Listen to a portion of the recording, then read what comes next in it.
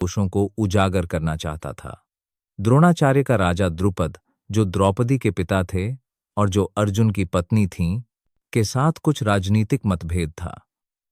इस विवाद के परिणामस्वरूप द्रुपद ने एक महान यज्ञ किया, जिससे उन्हें एक ऐसे पुत्र की प्राप्ति का वरदान प्राप्त हुआ जो द्रोणाचार्य का वध कर सके।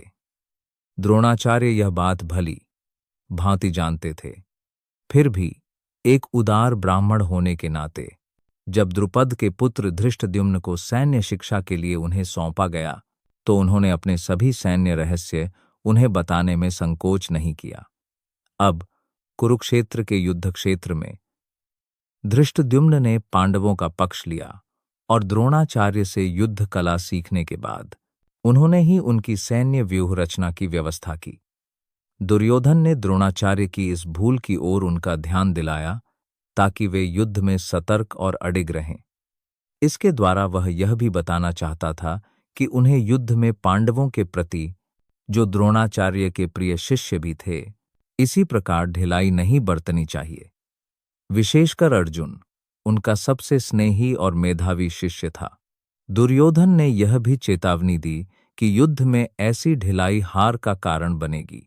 यहाँ महान धनुर्धर वीर पुरुष हैं जो युद्ध में भीम और अर्जुन के समान हैं, युयुधान विराट और द्रुपद महारथी, अत्रा शूरा महेश्वसा, युयुधानो विराटस्सिये, भीमार्जुन सामा युद्धि द्रुपदास सिये महा रथा आकर्षित यहाँ शूराहा वीरों महेश्वसः पराक्रमी धनुर्धर भीम अर्जुन भीम और अर्जुन समहा समान युधि युद्ध में युयुधान युयुधान विराशा विराशा सिये भी द्रुपदा द्रुपद सिये भी महा रथ महान योद्धा। इस सेना में भीम और अर्जुन के समान युद्ध करने वाले अनेक वीर धनुर्धर हैं। युयुधान विराट और द्रुपद जैसे महारथी भी हैं। यद्यपि द्रोणाचार्य की महान युद्ध कला के समक्ष धृष्टद्युम्न कोई बड़ी बाधा नहीं थे, फिर भी कई अन्य थे जो भय का कारण थे।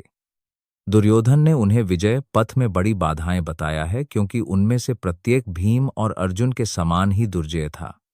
वह भीम और अर्जुन के बल को जानता था, इसलिए उसने दूसरों की तुलना उनसे की। धृष्टकेतु चेकितान और काशी के शक्तिशाली राजा पुरुजित कुंतीभोज और शैव्य श्रेष्ठ पुरुष थे। काशीराजश्च वीर्यवान, पुरुजित कुंतीभोज